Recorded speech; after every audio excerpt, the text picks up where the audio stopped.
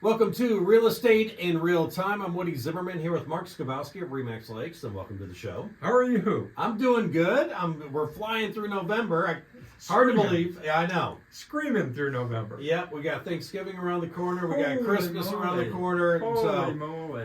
We're already talking about 2026. Yeah, it's crazy. Although for me, I'm a planner, Yeah. so I like to have things on the calendar for things that we're going to do. And next year's a good year. We're doing quite a bit of traveling. Good. So a couple of trips planned already. A couple more I'd like to do that if my wife lets me, I'll do. Yeah. Notice I say if my wife lets me, Yeah. because that really, the boss, Of I know course. it very well. I may Yeah. act like I'm the boss, Yeah. Right. Yeah. but I truly know. I'm the boss. Yeah, I'm the boss till my wife comes home. Yeah. I am the boss until Yeah. the boss tells me no. Exactly. That we can't do it. But Yeah. trying to get ahead and plan for 2026 is Yeah. important. And if you're thinking of selling your home, it's important that you plan. Yeah. Probably it is. more important than Mark planning a vacation. Sure. If Yeah, you're right. thinking about selling your home in 2026, Yeah. there's a lot of things that you can do, and a big part of that is, and this is current roughly, as of today, is that a lot of times you're so focused, you get your house listed, you get an accepted offer, and then what happens? Inspections. Mm-hmm. And inspections can be the bane of your existence. Oh yeah. They can cause a lot of chaos. They can cause a lot of crisis. Some of it relates to the buyers on the one side, especially if negotiations have been tough. Yeah.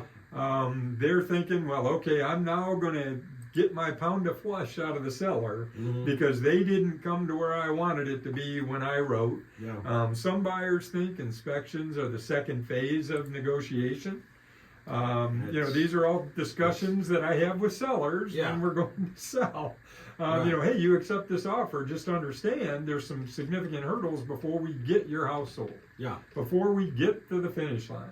And inspections and the appraisal, if they're financing, are those two big things. Mm-hmm. So what can you control out of that? You can't control the appraisal.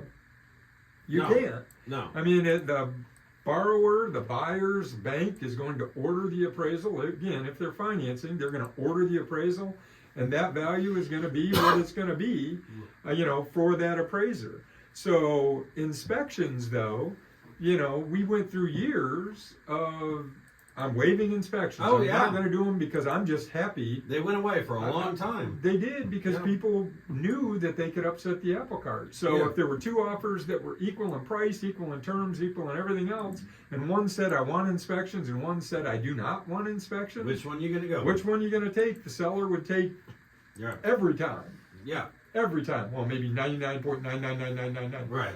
of the time they're going to Yeah. take the no inspection. Yeah. So, today, 1 in 7 transactions don't make it to the closing table due to issues. Yeah. And the largest of that 1 in 7, 70% of it is home inspections. Mm-hmm. They fall apart due to inspections. Either buyers are unrealistic or asking for unrealistic things, Mm-hmm. or the seller's just saying, I ain't fixing nothing. Mm-hmm. Yeah.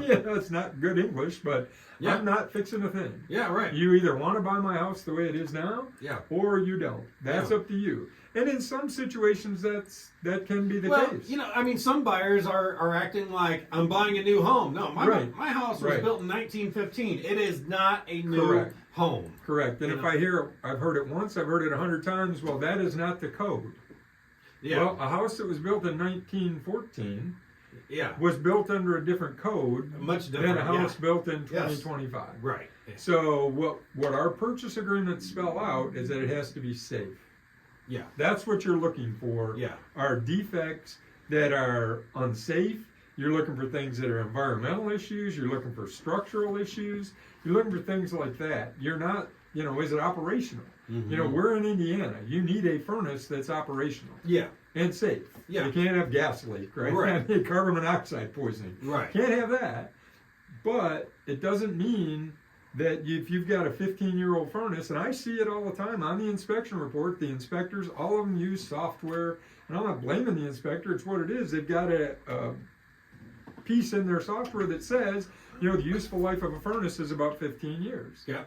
So buyers see that, the furnace is 15 years old, it's safe, it's functioning, the temperature was good, all of that, and they come and they say, well, I want a new furnace because it's near the end of its useful life.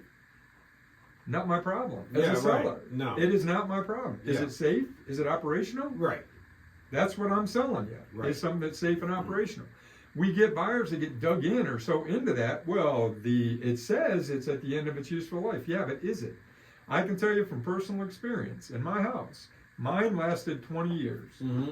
and I had to put a new furnace in the house that I'm in. It's the first. We've lived in the same house now for 20 some years, 23 years. Yeah. 20 years. I had both of my furnaces go out. I got one upstairs, one downstairs, Right. in the same year. Mm-hmm. I had to put them in. Yeah. That's part of homeownership. Right. Right? Now, if I were going to have been selling at that time and the furnace was bad, not functional, or it's carbon monoxide, for safety purposes, I You want have to to. replace. Yeah, you have. I Yeah, want to yeah, replace right. my furnace. Yeah. Because if I don't sell it, I'm living in it. Yeah, And right. maybe I'm dying in it. Yeah, right. If Yeah. that's the case, a bit extreme, but that's the case. Right. So, 70% of that 1 in 7 fall through due to inspections. And after the break, we can talk about some of the other things that have led to transactions based on percentages of that 1 in 7 causing transaction to fall apart. All right, you're listening to Real Estate in Real Time. We'll be right back. Welcome back. You're listening to Real Estate in Real Time. I'm Woody Zimmerman here with Mark Skowalski of Remax Lakes, and we're talking about if you're planning on selling your home in 2026. You're a planner. I'm a planner. And so we're talking about making the plans, and you talked about doing an inspection, like a what do you call it? A pre-listing inspection. Pre-listing inspection, because then you can knock out a lot of the lists that we're about ready to talk about. We talked about inspections. That could be a number one item that could stop or slow down the process of selling your property. Absolutely. At that point, you're all wound up. You've got an accepted offer. You're out looking Mm-hmm. to buy somewhere else. Maybe you have an accepted offer somewhere else, Mm-hmm. right? And it's contingent on the closing of the sale of your home.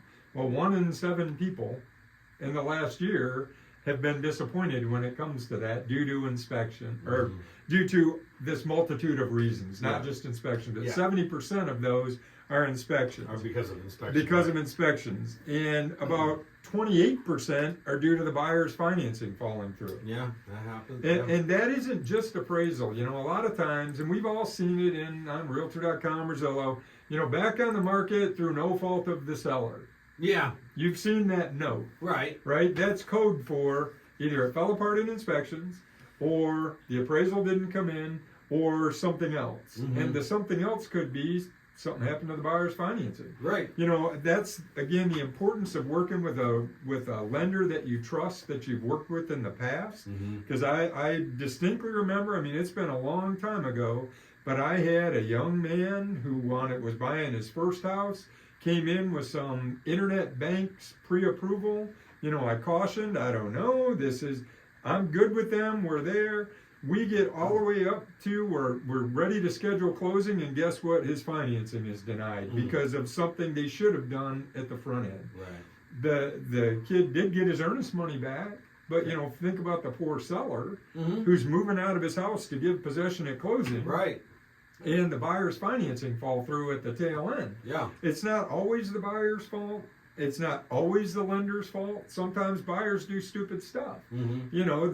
They get an accepted offer and they go out and they buy a whole house full of new furniture on 90 days, same as cash. Yeah, that's Mark, credit. that's not credit. It's Yeah. 90 days, same as cash. No, that's credit. That's credit. Yeah. Your lender will pull your financing or your credit score just prior to closing, and that's going to show up. Right. So, but 28% of the time, things happen like that. It falls apart due to financing. A buyer wasn't able to sell their house. For a long time, we didn't have any of those first-rate contingency, Mm-hmm. right? Where, hey, I'll buy your house if I can get an accepted offer and sell my house. Yeah. About 20% of the time, it's due to the seller not being able to sell. Okay. Which, that's not anything anybody can control, but that's the reality of it. Mm-hmm. About 12%, 14%, a change in the buyer's financial situation. Either they lose a job, Yeah. or, The lender approved them without seeing the bank statements. They get the bank statements, and it's not really what they said it was. Yeah.